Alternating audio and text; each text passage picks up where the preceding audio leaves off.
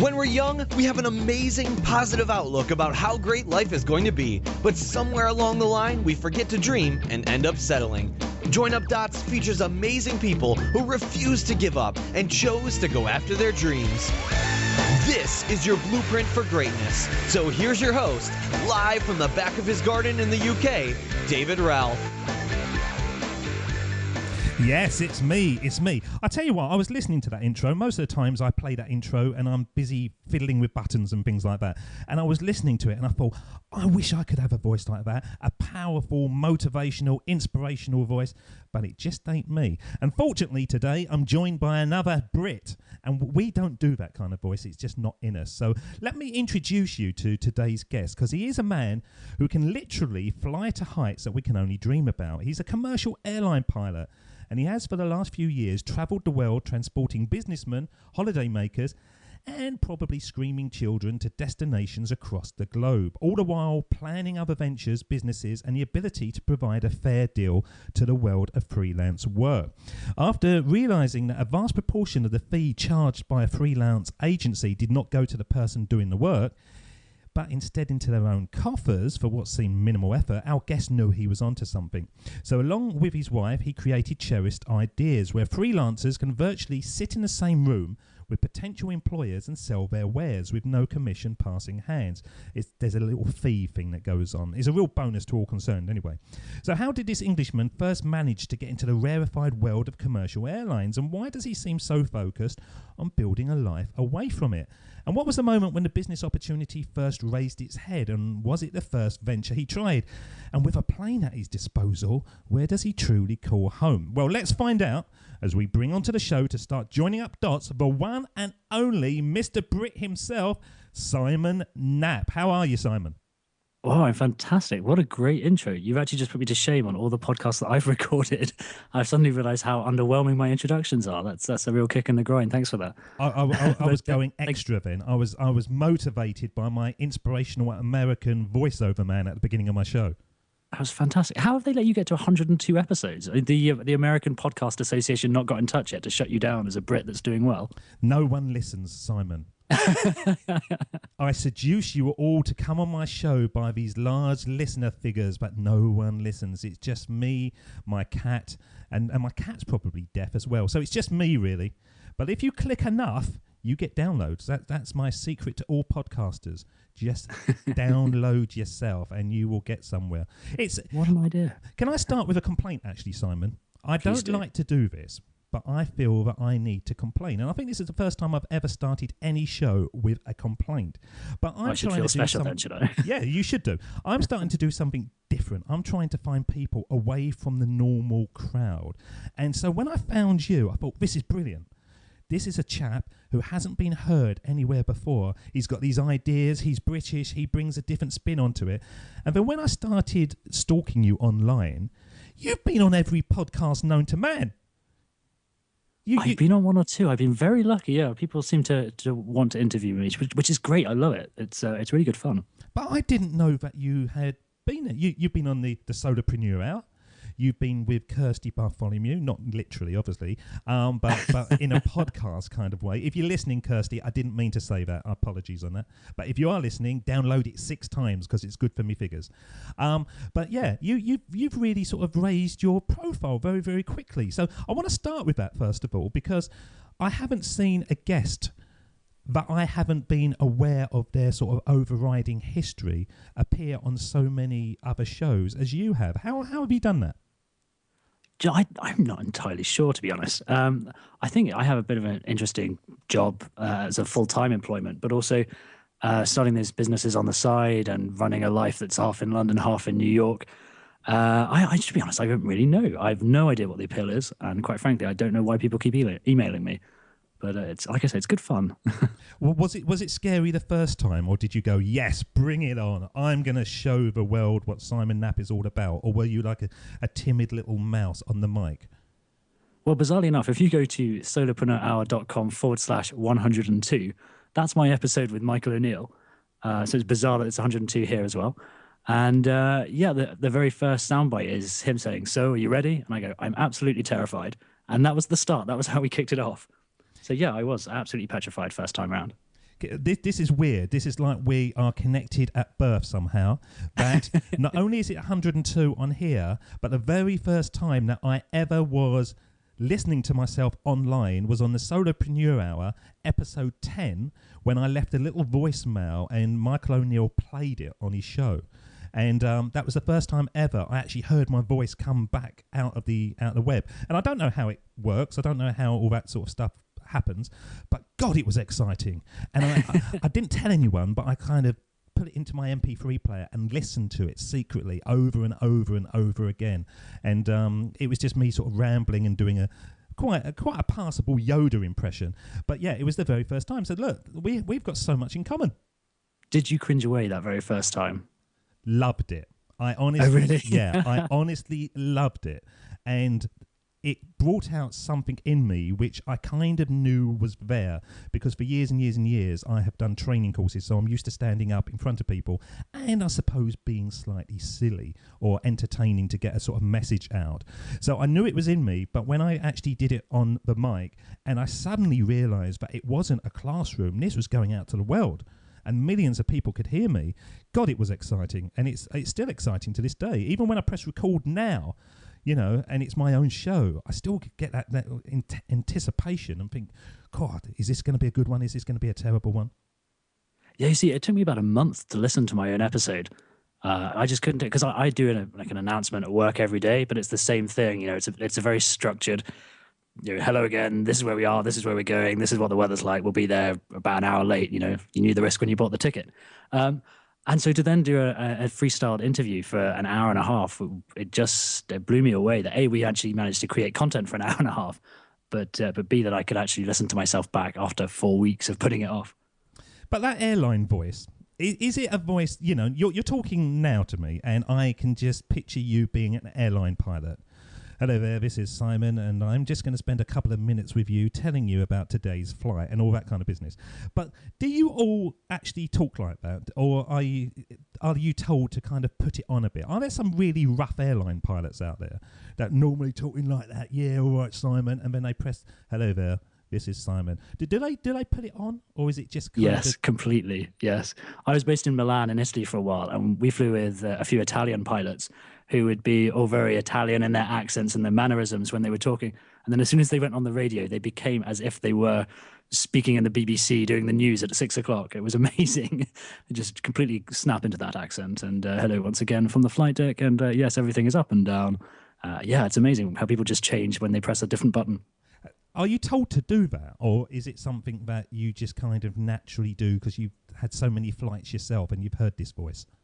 Yeah, I think it's one of those things. I think one guy started it about 50 or 60 years ago, and everyone's just done the same because that's all they've ever heard. But I want that voice. I don't want somebody sounding a little bit from London, you know. Yeah, it's going to be well safe today. Yeah, you know, that wouldn't do me. And this is going to be... No, I'm not even going to say that. I've censored myself suddenly because I would have lost half my demographic in one foul swoop. But yeah, no, I want somebody to be absolutely polite and, you know, just tell me. But I don't know why they tell you how high you are. Because who cares? As long as I'm not plummeting to the ground, I don't care that I'm at 36,000 feet or whatever and all that kind of stuff. Are you told to say that, or is that just... Yeah, there's like... You're just filling up a bit of space? There's a set pattern that you're meant to follow, but you can freestyle it. If I'm bored, I often just freestyle it, and then halfway through, I'm still holding the little transmit button thinking, what on earth have I just said? I really hope I haven't sworn. And then you have to let go of the button because that's the safest thing to do. And do you, now you're a podcaster and you've got your own show, do you kind of freewheel a little bit more? Is it like podcast training to you now? I do, but what really bugs me, and this is really boring, geeky podcaster stuff, so I apologize to all your listeners, but all I hear is the pops and the plusions, whatever they're called, all day long now. It drives me insane. It's my now little pet peeve when I'm flying along. The rest of the stuff doesn't bother me at all. As long as we're not on fire, I'm happy. It's just the pops from the pop filter, or the missing pop filter, that get me. I think I would be the world's worst pilot. I think I would have an attention span to wind people up. And I've always had this delight of, only for my wife, funnily enough, I wouldn't want to do it from anyone else because she's a bit of a nervous flyer, but just make her mask drop over her head.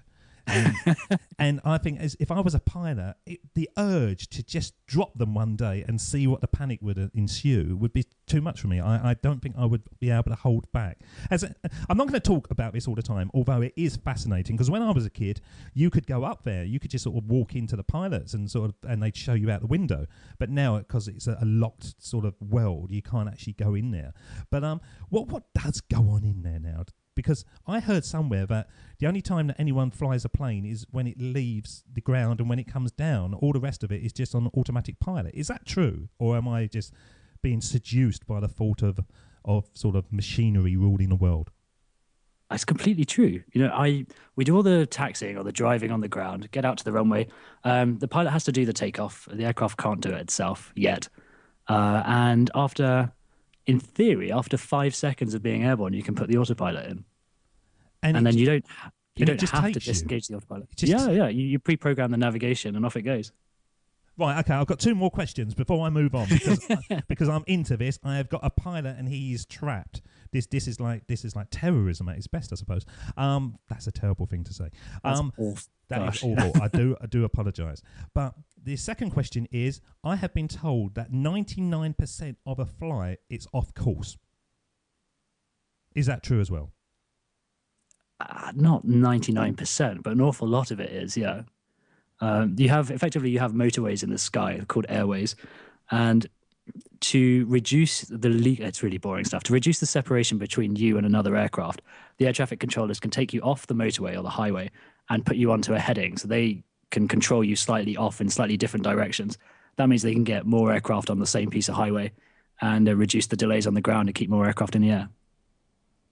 Do you want my last question? This is the last one, and this is the best question you probably have ever had, although you probably had this numerous times. But if I was in a plane with a load of other people and the pilot suddenly passed out, like in the classic films, could somebody at the ground get me to bring the plane down? Can they talk you in like you see in films, or is that just never going to happen? Oh, yeah, they definitely could. It's not as... Well, it's one of those things. Because I do it every day, I probably think it's incredibly easy. But for someone that was stressed and overwhelmed, it might be a bit more of a challenge. But you could quite easily talk someone through it, and you would just keep it all automated, and you do an automatic landing and, get the aircraft to stop on the runway, at which point you celebrate tea and medals, But you could do it. I'm going to do that, I don't know how I'm going to do that, but that's one of my fantasies now, to be actually up there wearing a hat. I'd have to take the hat off somebody one of the passed out crew members, just so that I felt the part, and then I would bring it down, and everybody would love me. I'd be a hero. Well, not that I want the postcode of your shed in the back of your garden, but whereabouts are you based? Well, this is interesting, because I was going to bring this up as well, and because I was listening to you the other day. I live in Essex. So Someone has to, I guess. So I'm kind of equidistant between Stansted Airport and Gatwick, down by Southend Airport. So you probably have flown into those. All Eddie Stobart, London Southend. Yeah, absolutely. So that's where I am. And I understand, or listening to a show that you was on, that you are in Eastbourne. Is that right? Yeah, my parents live in Eastbourne. That's my address in the UK. But most of the time I'm round by Heathrow when I'm in the UK, going flying or like night off between flights. Because Eastbourne, for the listeners, is known as God's waiting room. It's where in England you basically go to die, don't you? It's where it is to England as Florida is to the US. It's without the shorts and the white socks and black trousers. Yeah, with a lot more rain and no sun. Yeah. But let's get on to the show, because I think all the guests need to be dragged away from what they do for a living. And what I want to do first of all is actually talk about your cherished ideas, which is the new thing. Is it something that is a cherished idea to you, or is it something that the cherished ideas is for every person who gets involved in it? What was the sort of ethos behind getting this up and going? Well, a couple of things. When I came up with the name, I was sat. Actually, I was working. I was flying. It wasn't as glamorous as it may seem. I was sat in my chair thinking, I want to name this company that's all about people creating their projects and finding something, starting their businesses, branding their businesses, getting websites built, etc. And I know that every time I've come up with a business idea, you instantly fall in love with it. And it kind of just developed from there. And I was like, how can I have sort of loved ideas is a bit bizarre, but you end up cherishing your business, and it's like ends up being like your baby, which I'm not allowed to say as of 3 weeks' time when mine arrives. And yeah, Cherished Ideas just kind of came about from there. It was just kind of shooting in the breeze, really. Because there's a thing with, I don't know if you listen to Entrepreneur on Fire, but John Ledumas, who does a daily podcast like myself, very different type of show, but it is 7 days a week. He believes now that there is a big kind of baby moment when people are having babies. It seems to be the moment that they start thinking, right, I've got to provide for this one and I've got to sort of sort myself out. And instead of playing safe at that time, this is the time when sort of more risks are taken to be able to create a future and a supporting network for your newborn baby daughter as you're having. So congratulations for that. And was that kind of true, or did Cherished Ideas happen a long time before the deed? I say the deed just in case kids are listening. Don't query what we're talking about, kids. No. Ask your grandparents. It's far more awkward. I became Scooby-Doo then. I don't know what happened to me. Yeah, so I wanted to launch. Basically, I've launched a number of failed businesses over the years. And this was something that came about as a result of trying to launch a business, which was just an iPad application for my colleagues at the airline that I work for. And realizing that 20% of the fee was going to the middleman, it just kind of annoyed me. So yeah, I got married in September, and with my wife living in New York and me living in London, the only way for us to spend time together and have a proper marriage was for either one of us to give up work or to step back from working full time. And that wasn't an option financially. So the project at Cherished Ideas has really been set up to help me have better family life and help me be around my daughter as she's growing up. Having had my dad be a policeman when I was a kid, he was working up in London, and we didn't really get to see him much because he was working every hour that was sent. So really the drive was to have more family time, and that's really why I've started the project. Well, were you aware as a kid that your dad wasn't around a lot? Because my dad was very different. I still see my dad a lot. And when I was growing up, he was a self-employed mechanic. So he used to mend people's cars from our garage at home. So he was always around, but I never really saw him, which is kind of weird. You always had to go out into the garage and hand a cup of tea under a car, and a little hand would come out and then sort of pull it in.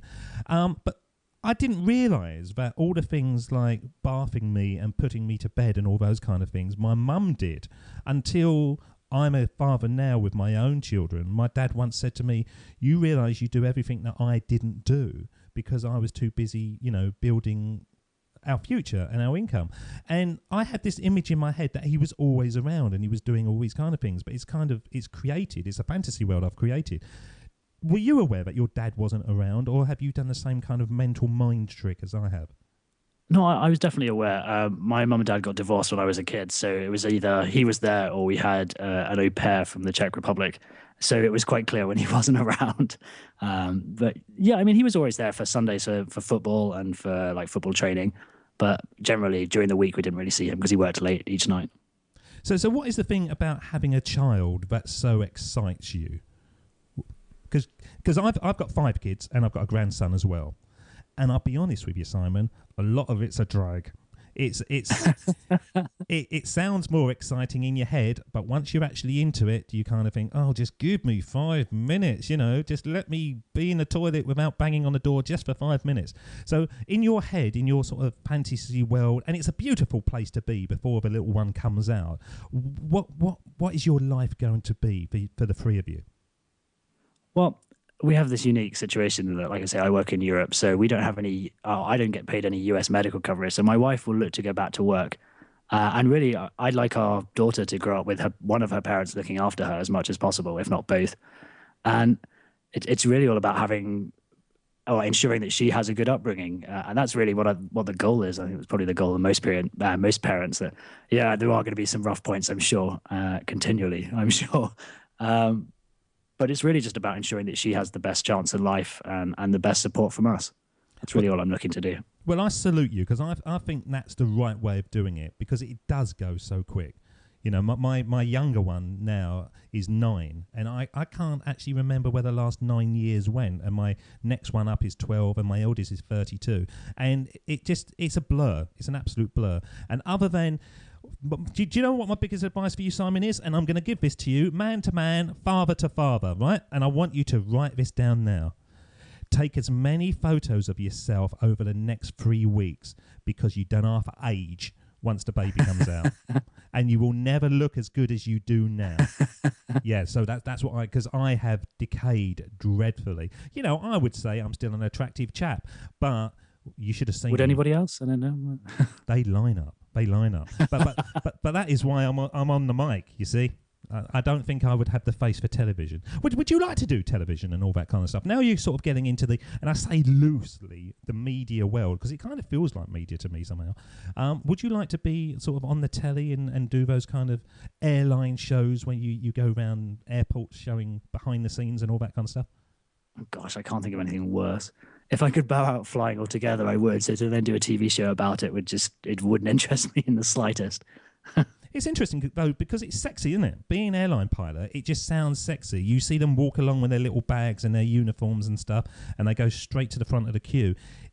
Is it not that kind of image when you're actually in there? Is it just like being a big taxi driver? Well, you remember Catch Me If You Can with, what was his name? Leonardo DiCaprio. Oh, yeah, it's the complete opposite of that. It's long days, early starts, and it's really not the lifestyle that perhaps it once was. If you were flying in the 70s, they always say actually, I best not say it. I'll make it kid-friendly. When the flying was dangerous and the copulating was safe in the 60s, then yeah, it was probably a different game altogether. But right now, no, everything is just controlled by a bean counter in an office somewhere, so it's not really that much fun at all. I think you're the poshest man I've ever spoken to. I can't remember the last time I heard the word copulating. I was actually writing it down as you. I was going to stick it in the show notes to say, "Is this the poshest person we've ever?" Were you sort of private schooled in all that business as when you was growing up? No, not at all. I went to a really rough state school. Yeah, I'm not entirely sure how I got through it. Yeah. Did you get beaten up a lot? A lot, yes. As a small ginger kid, and it was only when I started getting good at football and started captaining the teams that there was a little bit of respect. But up till then, no, I just got bullied all the way through school. Because you've always had this voice, I suppose, have you? Because it's a posh voice. It sounds posh to me. It's just my radio voice. It's just my podcasting voice. I'm really an Essex boy at heart. No, I have always had the voice, I guess. Well, what looking back at your childhood, because one of the things that is a big connecting point to the show is the things that you loved doing as a child seem to be the things that when you find your unique path and your authentic self are the things that you like doing as an adult. So if you was a little kid, I've had so many guests who have said to me, oh, I always used to like getting all the kids in the neighbourhood together and making like little club huts and doing that kind of stuff. And then I say, well, what are you doing as an adult? Oh, I do networking and meetings and seminars. Or they say, oh, when I was a kid, I loved playing with Lego and stuff. Oh, what are you doing now? Well, I build stuff. And is there any sort of connections between the little passions that Simon had when he was a nipper and what you're doing now in your life? Yeah, I think to an extent. I think it was when I was 12 or 13, back when QXL were in existence rather than eBay as the prime online auction site. A couple of my friends and I were building and selling computers online to make them cheaper for people that wanted to buy them without having to buy it through Dell or HP, Hewlett-Packard as it was. And yeah, I think I was looking to cut out the middleman back then as well, and I was just a nipper. It is fascinating, isn't it? Because my story is exactly the same. I've now done 102 shows, and literally every single person says to me, for years I didn't know my path, and I struggled, and I did this, and I did that, and I went into jobs for the money and hated it. And now they're basically doing what their life had already shown them what to do. But for some reason, you just forget about it, or you almost think that you can't take it seriously enough because it was like play and it was the things you enjoyed doing. And how can you build a career that's based around play? But it's vitally important to almost get that element, because that's when life and work and play start merging together and you have the most fun, don't you? Yeah, I think it's partly the failing of the school system, and that stuff like that isn't recognized. If you are the captain of the football or the rugby team, or you played tennis for the school or something, that's only really looked upon as a good thing by the PE department. They don't take it into account with the rest of your schooling. They'll assess you whether you're good at maths or science or English, which all obviously all very important. But for looking at a person's potential and potential career, some of the important things I think are completely overlooked. What is important to you then, as an adult, looking back or looking kind of at your world that you're creating? What is important for you to be a success, do you think? What skills do you need? Well, I think it's really important that if you set out to do something, you have to do it right. And if you know that you can't do it to the best of your abilities isn't as good as quality as you would like, you have to spend the time practicing. You have to take the free kicks out in the playground when it's raining, and you just sit there and take free kicks until you get it right. Do you have the big picture scenario? Do you look at success and almost feel trapped that you're not going to achieve it because you're looking at what people have already achieved and you don't see the bite-sized chunks that has led to that success? I have had that at times. I mean, you look at someone like John Lee Dumas or our friend Michael O'Neill, and you see Michael celebrated his millionth download in 10 months. So you think, okay, well, I'm going to try and launch my podcast in the middle of July, and I'm going to start with 0 downloads just like he did. And you think, well, I should be able to do exactly the same. I should be able to get 1 million in 10 months. Now, we have completely different podcasts about completely different subjects. So I'm not even sure that's possible over 2 years. But you definitely do end up looking at people and thinking, if they can do it, why can't I? And then when it doesn't take off as quickly as you think, I have had those moments where you think, well, what's wrong with me? Why is mine not going or not taking off as well as anybody else's? And yeah, sometimes it's hard. You have to sort of step back and go, this is why it's going slowly, and this is the potential, and you're just taking it step by step. And that's exactly the same as Cherished Ideas. It didn't explode as quickly as I thought it would. I think deep down I was hoping that day 1 we would open the doors, and by day 2 we would be equal to Google, which obviously was never going to happen. And it's slowly gaining ground, and it is slowly growing, which is fantastic. But it is easy to sit there and compare yourself to somebody else and start to doubt your ability and your product. I have told this story many times, but hey, it's my show, so I'm going to tell it again. But when I launched, I set up my show as fully as I possibly could. There wasn't one avenue that I think that I could have done more to set it up. And I really thought I was going to, blast out. And the first day I got 45 downloads. I thought that's pretty good. And then the next day 54, and then the next day 109. And then I dropped, and I couldn't get beyond 20 for 27 days. And I was releasing show after show after show, 7 days a week. And all the way through that, I was thinking to myself, and I don't know if it's sort of confidence here, but I remember thinking to myself, right, okay, this is interesting. Why is this not taking on? I think the content's good. The people that are listening are telling me it's good. Why is no one listening? But this would make a good story. When it does take off, this would be a story that I can tell people to sort of encourage them. And I had that all the way along the line. So even though I was desperate for it to start moving and the needle going up and the downloads increasing, part of me also was going, this is good. I can live off this story for quite a while. It was like an inherent belief that it was ultimately going to change. And when it did change, it's just been going up and up and up and up and up and up and up and up. And now we're about sort of at 12,500 downloads a day, which wow, for a show like mine where I just ramble on, it's pretty impressive.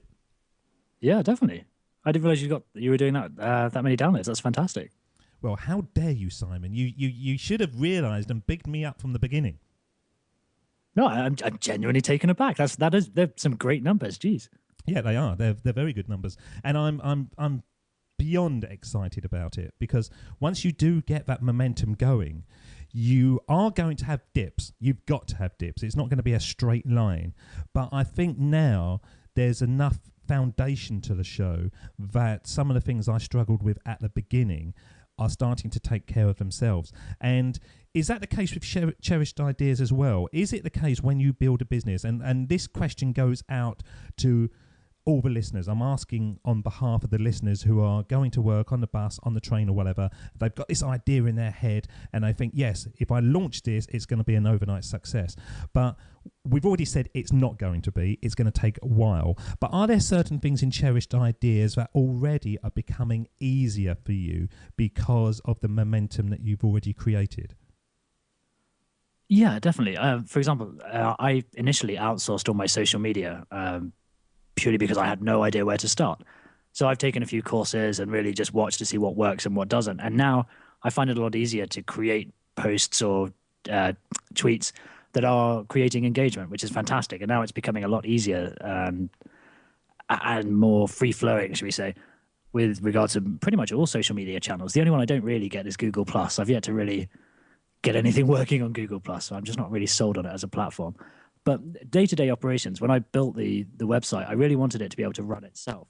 That was really important. Reading the E-Myth Revisited, for example, that it ensured that every system that was part of the business meant that I didn't have to be a part of it. And now that we've got the systems all nicely working, it really doesn't involve me all that much from day to day, which is actually a nice position to be in. All I do is I get the emails when a payment is cleared, which is great. I need to start turning those off, though, because they're getting a bit annoying. But great at the same time, but just all the notifications get on my nerves. I'd love that. I'd sounds actually really bad, doesn't it? I'd have a dinging. No, I'd have more than dinging. I'd have what's an inspirational. I'd have rocky music every time it goes. So how often does it ding? Are we talking twice a day? Are we talking 10 times a day? Are we talking once a week? We're doing okay. It is a slow, like I say, it is a slow growth, and we're doing okay. We are getting a few payments every day, and when you sign up as a freelancer, for your first 3 months, you're only paying $1 a month, and that allows you to do as much freelancing as you like. So it's all kind of small payments constantly, but it's great to see them coming in. It shows sort of proof of concept, which is what everyone wants to see when they launch a product. So yeah, I'm happy so far. Well, you should be happy because as we said in the introduction, it's a great idea, isn't it? And it's one of those ideas that when I was reading it, I thought I should have had this. This is kind of an idea that is quite obviously going to be powerful. So kind of just expand on it, because I don't think I did a very good job at the beginning of really selling it. What is Cherished Ideas, and why did I think when I was reading it, wow, I should have nicked this idea? Basically, it is a replica, to be frank. It's a replica of Elance and Odesk and freelancer.com and People Per Hour, but really with the freelancers at the center and ensuring that each freelancer, A, believes he or she is a small business owner and is the CEO of their own freelancing business, and B, enabling them to make as much money from their business as they possibly can. I don't know if you know how the other sites work, but generally people pay a monthly fee and then anywhere between 5 and 25% commission on every job that they do, which I find in 2014 absolutely staggering that anyone agrees to pay it. But people continue to, so it must be a model that works. But I looked at it and thought, if it's good enough for EasyJet to put 7 flights a day between London and Edinburgh, for example, and sell them starting at £30 a ticket, and then look at some of the legacy carriers and think what they charge, if it's good enough for EasyJet to look at a model and just completely change it, why can't I? So I figured if we get rid of the commission fees and just have the freelancers paying anywhere from, well, like I say, our trial is $1 a month, but the regular fee would be $8 a month. That then allows them to have the complete security of our payment protection service, so that all the money sits in escrow between the client and the freelancer. So, that just allows both parties to feel safe in the transaction. And it also allows them to sell their skills or to bring more clients in and invoice from one platform without ever having to pay any commission. I just kind of thought, why not? Why don't we just try and break the mold here and give it a stab? And was it a kind of continuation of other ideas? As you were saying, when you was younger, you had the same kind of Dell monopoly, smash them to pieces. Were there other sort of failed ventures that have led up to this? Yeah, a couple. I thought it would be a great idea in 2008, the beginning of 2008, to create a pilot recruitment agency, because again, the agencies there were taking around 20 to 25% commission on every day's work that you did. And I thought, why not make the next generation of pilots' lives that much easier by giving them a 20% pay rise and only charging just a couple of percent per contract? Again, trying to just make it fair. I really believe that it should be the workforces that are earning the money, not the guy that does the pairing up. And that's really what I wanted to focus on. And sadly, in the middle of 2008, the bottom fell out of the economy and no one was recruiting any pilots. So it was a rather failed business fairly quickly. I think it's true. I had the leap of faith when I realised that I couldn't work for people anymore. It just became like a prison to me to stop me being my natural self and sort of hopefully inspiring people and motivating people and all the things I'm trying to do on a daily basis now. But the other thought that I kept on having was no matter how hard I worked, I wasn't getting any richer. And I was doing hours upon hour upon hour upon hour. And the boss was driving around in a big Bentley and having a great old time playing golf. And I was thinking, this can't be right. And I think my sort of self-employed mind started to switch to the fact that thinking, I don't mind working 100 hours a week if I get the rewards, but I'm not going to do it for somebody else and still be paid my standard salary. Was that image that floated around for a while? I think it said an entrepreneur is someone that'll work 100 hours for himself to avoid working 40 hours for somebody else. Yeah, what I want to do is kind of work 10 hours for myself so I don't work 40 hours. That's the ideal. At the moment, it is close to 100 hours. It's ridiculous. I went for a drink with some of my old friends I used to work with, and especially it's calmed down a bit now because the show is getting more successful. So there are certain things, as I was saying at the beginning, getting a show off the ground is more work than I perceived. It really is, especially a 7-day-a-week show. Just trying to get the guests to feel that. Now, because the show's becoming successful, I'm actually getting people coming to me, which makes it a lot easier.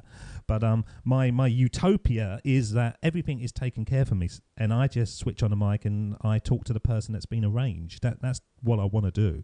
And so I would like to get to the point where I am an entrepreneur, I am successful, but I just do the show and the recording and stuff. And I think that is where, your efforts are rewarded. And if you decide on how much financially you need to be able to get to that state, I think then that's the true level of success. What do you think, Mr. Knapp? Yeah, I definitely agree. I mean, one of the first interviews I did, someone asked me, what's the max earning potential for Cherished Ideas? And I said, well, if you took every one of Elance's members, all 4 million of them, and had them paying $8 a month, you can do the math fairly quickly. I'm thinking, $32 million a month. That's the earning potential. Fantastic. That's staggering amounts of money. But I would be just as happy if I could afford to go part-time. That's all I'm looking for is part-time, or maybe bow out flying altogether and be able to be home with my family. And that's nowhere near that number of clients. In fact, I need somewhere around 1,200 people paying each month into Cherished Ideas to allow me to step back from flying altogether and really focus on the business. And we are making progress towards that, which is great. I'm not entirely sure when it will happen, but sooner rather than later, I hope. And hopefully my podcast, when it goes live, will help build a community and continue growing the company. It's a brilliant concept, though, isn't it? That you can have a natural point where life is happy for you. You've got enough money to pay the bills. You've got enough time to do what you want. You're not working 9 to 5. You're not getting up at sort of like 4 o'clock in the morning to go on a train up to London or wherever you work to work for somebody else. You can actually create your own reality. And I totally believe that is possible now, especially with the internet, especially with the opportunities we've got, the ability to network across the globe. I don't think that many of us could be thinking that way even 10, 15 years ago. I think now, for anyone who wants the dream life, you can't have it any better than we've got now. Do you think so? Yeah, completely. I think it was the Listen Money Matters podcast. I apologize if I've got that name wrong, but they were saying that the sweet spot for income generally in the US is $125,000. And as you get closer to that, each $5,000 you get closer to that, your sort of lifestyle can improve almost exponentially. And then beyond that, you get to the point where you're just frivolously spending.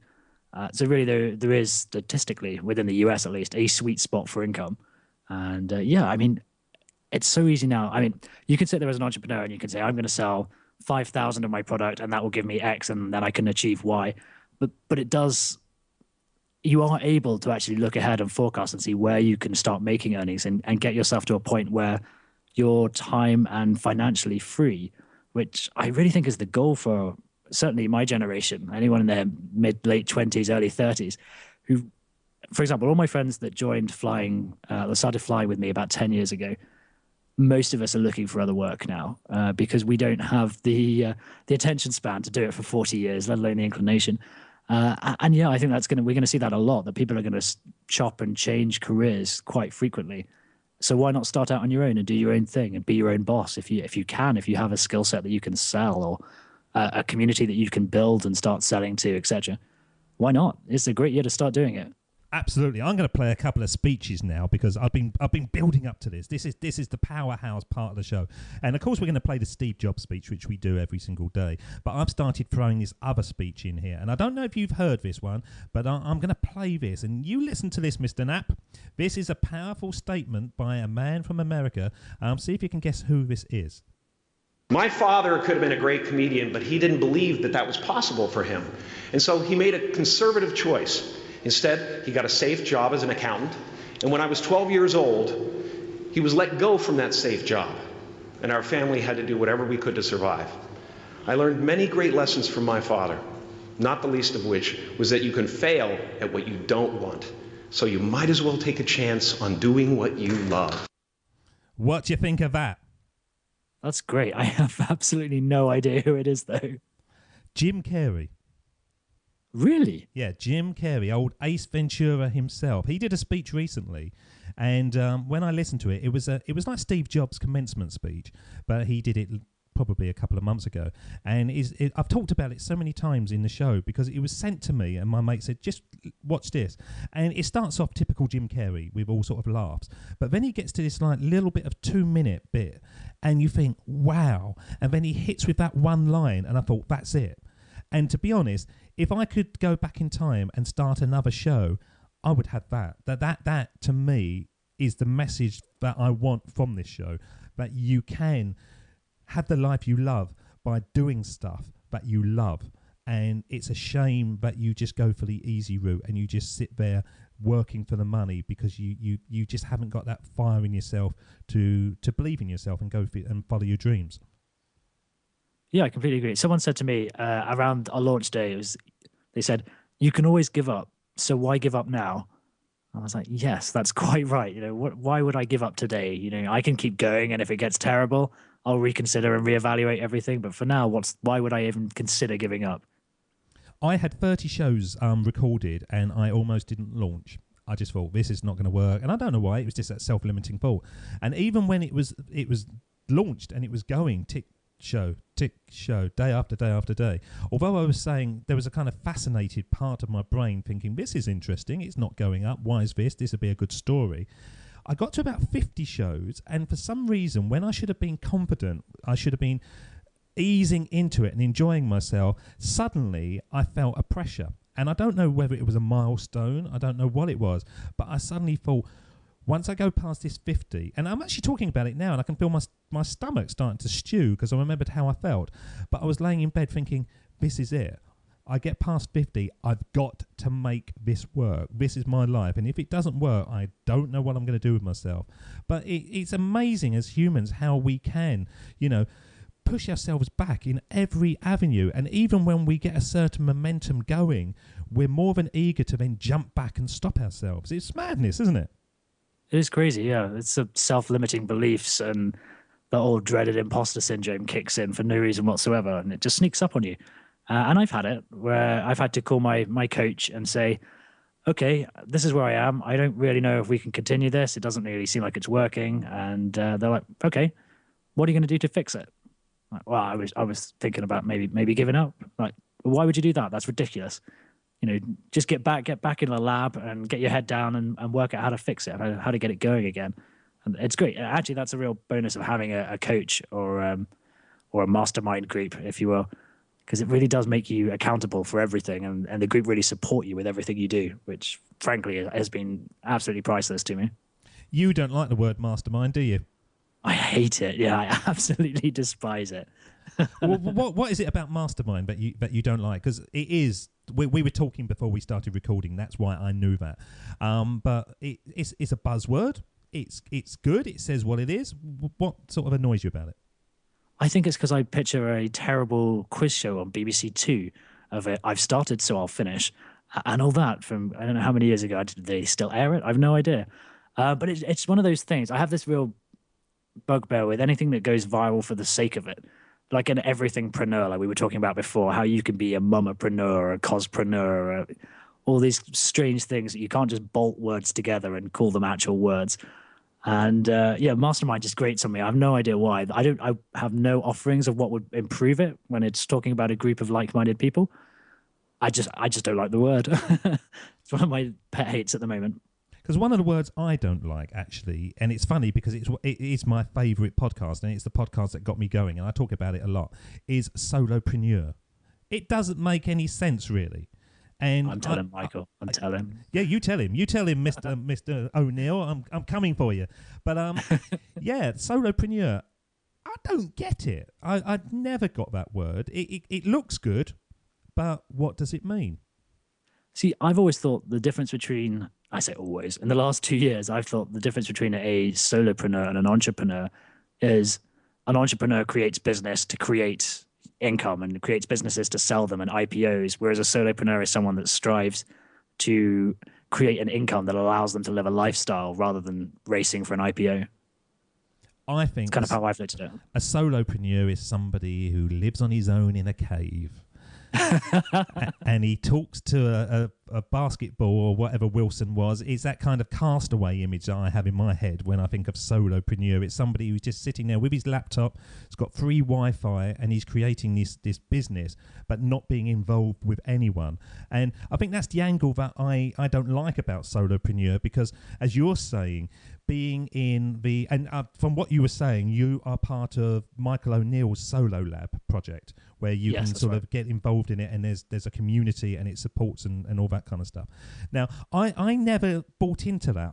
I almost did, but there's a big part of me that probably wrongly likes to do things myself.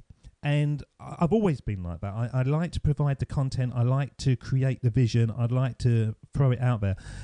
I'm sure it holds me back because I'm sure that I would be able to move forward quicker, but there's a kind of reluctance to do that. So just tell the listeners, because I think it is an important thing that everybody gets involved in if they can, especially if they're starting to want to try to do more in their life. What does a solo lab, or using the dirty word, a mastermind, actually give a complete novice who's got this idea and they just don't know how to turn to make it into reality? What does it give them? Well, I'll have to get an affiliate link set up because I'm going to try and sell Solo Lab for you, or for Michael rather. I think it's absolutely essential if you're starting out on your own in an area. Oh, here comes a fire truck just for the New York experience. I think it's absolutely essential if you're starting out on your own, because it enables you to be sort of thrust into the group and into the conversation. Oh, there really is a fire truck if you can hear it. You really become part of the conversation with like-minded people. Now, they're not necessarily in your same niche, not niche, because that grates on me as well. In your same niche. It does me. I found somebody else. And you know, I do love Americans, and I will let you talk in a moment. But I love Americans, but I hate that. It's niche, isn't it? Or niche. No, I've got niche. confused. Yeah, it's niche. Well, what do English people say? We say niche, don't we? Niche. Yeah, we say it correctly. Yeah, we say niche, and they say niche. I've got so confused with Americanisms, I'm losing track of myself. Yeah, but that's one of those ones. The problem is you can't kind of defend it in a really aggressive style, because you go, is it quiche or kitsch? And like, well, you're talking about quiche now, so that's not the strongest argument to come up with. I'm like, right. It's like Bowie and Bowie, isn't it? Do you have that one as well? People say, no, it's David Bowie. And it's like a Bowie knife, and you go, no, it's Bowie, because it's like a bow tie. Yeah. It's Bowie. And I've spent years arguing Bowie and Bowie. Well, my wife is from Louisiana, and she hates the way I say schedule. It has to be schedule for her, to the point that she won't even acknowledge me if I say it incorrectly in her eyes. We have a few words like that within the household that we continue to disagree on. It's amazing you've managed to make a child. If it's those kind of things that draw blood between you. To be fair, it's only those things that do, so we're okay in the grand scheme of things. We're doing all right. But back to masterminds, as they are so lovingly called. I think they're great because they really do help provide a community of people that are heading in the right direction, or the same direction, not necessarily the right direction, but all heading in similar directions. For example, today I posted a message into the private Facebook group saying, I've just recorded an interview. Frankly, it was terrible. I wasn't great. My guest and I just didn't mesh. Should I just bin it? Should I try and re-record it? Or should I just throw it out there into the interweb and see what happens?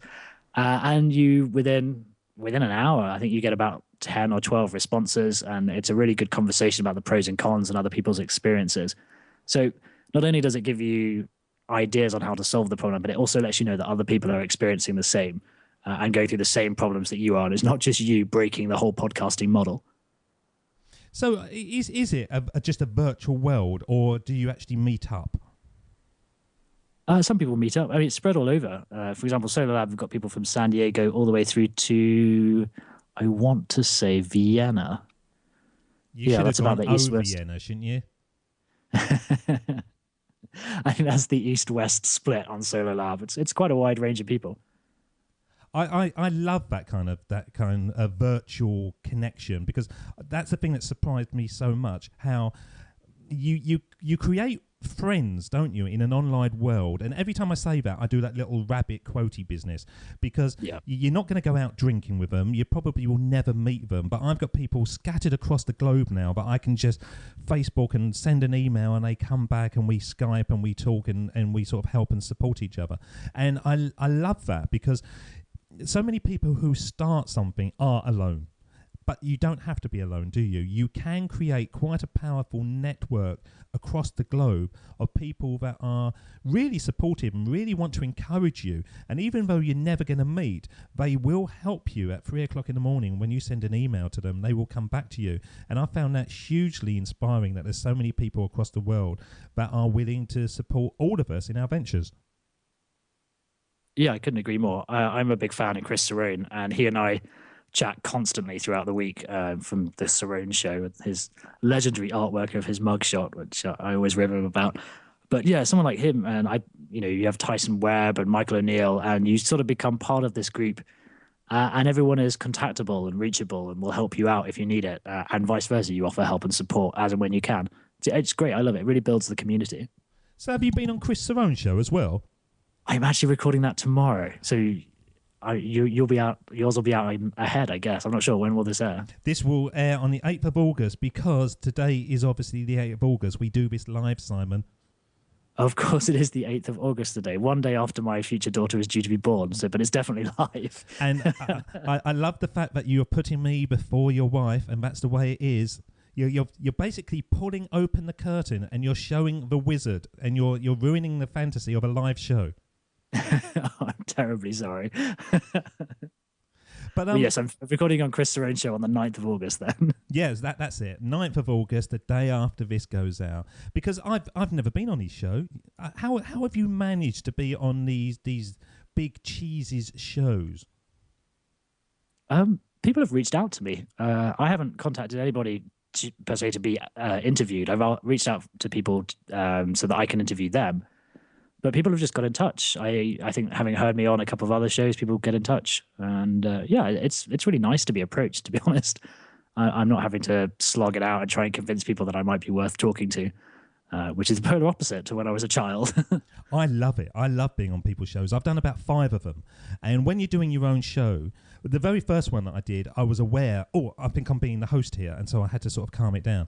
And now I just kind of go with the flow, and you don't have to prepare. You just kind of sit in front of the microphone with a glass of water and you go for it. I would do those all day, every day, because there's no preparation involved at all. You just turn up and talk. It's brilliant. And no show notes. No show notes to do.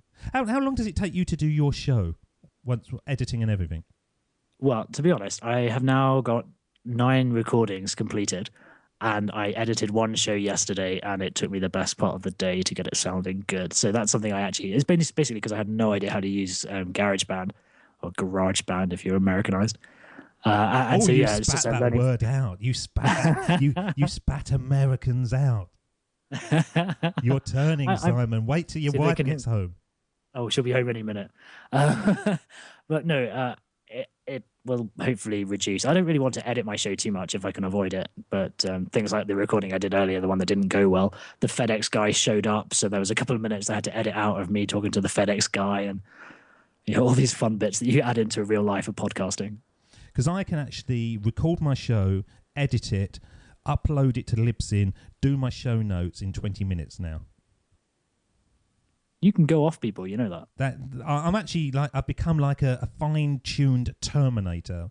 Once I say goodbye to you, I sort of go bang, and I'm in the zone, and I've got it to such a fine tune that it astonishes me really. And I've had one error in 102 shows. Where we had a show when Skype was going down all the time, and I didn't mark when it went down to sort of edit it so it sort of seems seamless, and that's the only sort of error I've made. Yeah, so 20 minutes. So it does get a lot easier, and I think I'm sure. I think that's what it's about in life anyway, isn't it? It's about the struggle is what makes it seem easy. It's only because you've gone through those struggles that you actually get to the point where in a sort of airline sort of scenario, you've hit the sound barrier, it's gone all rocky, and then afterwards it's really calm. And I think that is sort of progress, isn't it? Yeah, definitely. I mean, we go into the simulator every 6 months to do retraining and to test that we're still competent with emergencies. And if it was your first time going in the simulator and they failed an engine and set you on fire and gave you all these problems, you would, well, frankly, you'd freak out. And it's only with a bit of experience and a few years doing it and having the knowledge there that it all just kind of comes naturally, and you're like, oh, okay, well, we're on fire. I guess we should go back to Heathrow. Okay. And then you just kind of get on with it. And I crashed an aircraft while I was training, and back just a little 2-seater aircraft down in New Zealand. And there were a couple of things that came out of it. One, as soon as the engine failed, I was like, okay, well, this is a problem, but we're not on fire, so it could be worse. And second, I was like, okay, well, I've been trained how to resolve this, so this is where we're going to land. We're going to fly in this little circuit, touch it down, put out a mayday call just beforehand, and then job done. Tea and medals in the evening. And yeah, just by training and by knowing your niche and knowing what you do and your skill set, it really does just make everything easier. It's a life lesson, isn't it, for everybody listening? Yeah, definitely. But you can also make it look a bit better when in the wash-up. For example, going slightly off track here, when I had that accident, there are a load of emergency drills that you have to do in a small aircraft. Things like shut the fuel off and make sure the batteries are off to stop it catching fire. And we came to a halt. I ended up hitting a tree, taking a wing off and pirouetting to a halt. And popped the canopy, lifted the lid so that we were just sat there in the sun. I thought, right, best do those emergency drills then for when they come and do the investigation. So we pulled all the fuel shutoffs and turned all the batteries off. And when the guys rocked up, they're like, wow, you did a fantastic job. Like, yeah, sure we did. Just kind of got away with it. And you were the guy that said that you could talk me down. And be dead simple. Yeah, and here you are pulling off wings and crashing big time. Just before I put you on the Sermon on the Mic, Simon, and we send you back in time to have a one-on-one with your younger self, to hear the kind of words of advice that you would want to give to your younger self, where do you hope Cherished Ideas become? Is it something that you hope that it be an income-producing sort of conveyor belt where you are totally remote, or do you see a business that you will become, more integral to it and it will go off in different directions? Have you got any vision to what it's going to achieve in the future? Yeah, definitely. I would like to be earning enough so that I don't have to worry about flying and that my family are looked after, which I think is fair for most people. But also I would like to be sat as the CEO, for want of a better phrase, and just kind of steering the company and making sure that we never change the core values of making it good for freelancers, making it fair, donating to charity as part of the fee structure, and really ensuring that the core values live on. And it won't be, our competitors are in a race to an IPO. One of them had an IPO after 5 years and was worth $775 million after 5 years of operating. And that's not something, okay, that money would be great, don't get me wrong, but it's not something that I want Cherished Ideas to become. I don't want it to become all corporate. I would far rather it be effectively a family of freelancers and a safe space for them to work in. I love the fact that you've got big dreams. I just want to basically be able to sit in my pants every day, and that's it. Or my underwear, as I should say in America. Pants is something different, isn't it? But that would be success for me. That I could just be sitting here, relaxed, safe in the knowledge that no one can see me, but I'm still putting the content out. Can't get better than that, surely. No, it sounds good. Right, okay, so this is the bit, sir, when I'm going to send you back like a young Marty McFly to have a one-on-one with your younger self. And if you do go back and you do stumble across yourself, what age Simon would you choose? Would it be a 5-year-old Simon? Would it be a 12-year-old, 15? Or would it be the ginger football player getting beaten up at school all the time? So I'm going to play the music, and when it fades out, you've gone back in time and you're up. This is the Sermon on the Mic, or the Simon on the Mic. I've just changed it for the first time ever. This is the Simon on the Mic.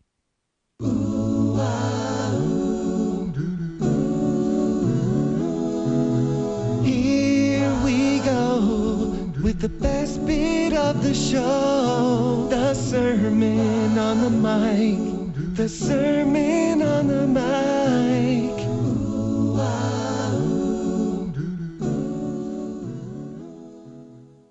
So we're going to go back to, let's say, 1996.